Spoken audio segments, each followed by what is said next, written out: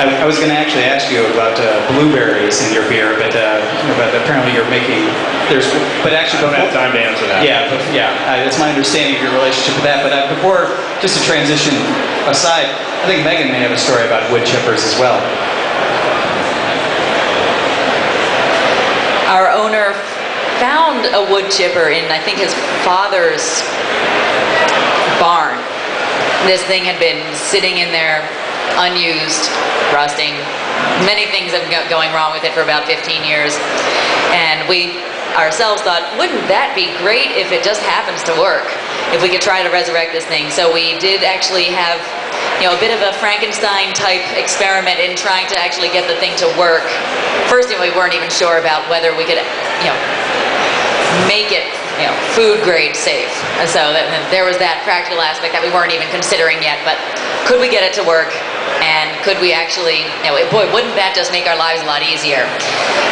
This being, 15 years old at least, it's probably not nearly even as advanced as your brand new plastic wood chipper was, and we did get it to work and did not meet with much success. It just came, just we didn't know what to expect, whether it was going to come out, pulverized pulp or what. That's pretty much what we expected, and it just pretty much just shot the pumpkin straight out. It didn't do anything to them. So all that time and effort was a worthwhile experiment in that we're maybe not that mechanically inclined, and we should stick to just doing it the old-fashioned way. My understanding is it took you four or five more attempts. At that point, you got a pumpkin cannon. You got to play with it. At that point, if we could just, we were just getting ready to shoot them down the alley through it, just for our entertainment's sake. Take some more questions here from the audience. I was just wondering, the Cool Ship project, do you have those batches on wood right now? Are you holding some in tanks, or you can't answer that? Well, I can absolutely answer that. That's easy to answer.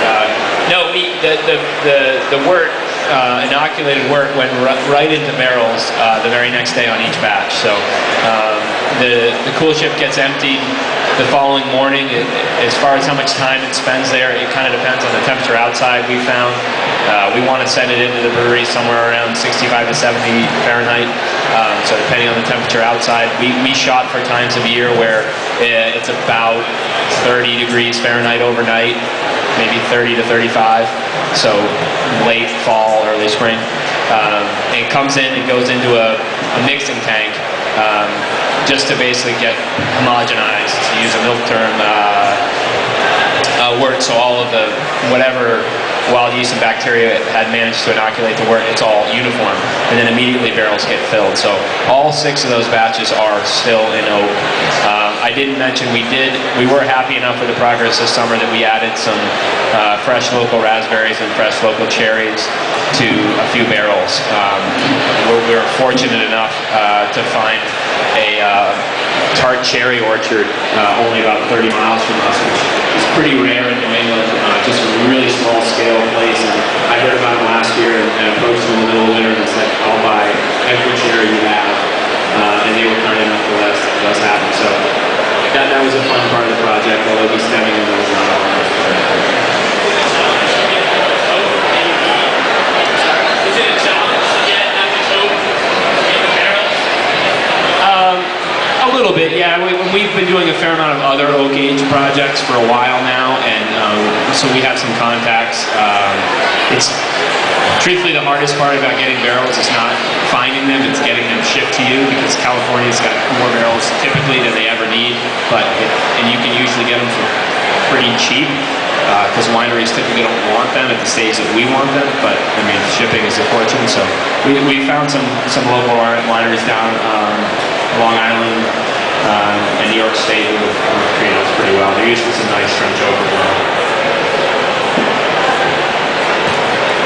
Yeah, if you'll allow me an overgeneralization, in American craft brewing, we sort of went through the era of hops, where more hops was always better. Now we seem to be in an era of trying spices and more recently even different woods. Well, what's coming next? I mean, there's plenty of space to still explore, but what comes after the experiments we're enjoying today?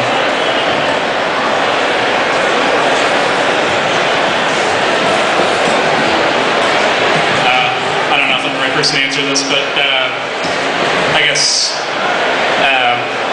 our standpoint, I guess sour beers are becoming much more prevalent, and it takes some time to make. So they may be getting more popular now, but we haven't seen the amount of sour beers that in a few years when my barrels are emptied and when the Cool Ship project starts shipping.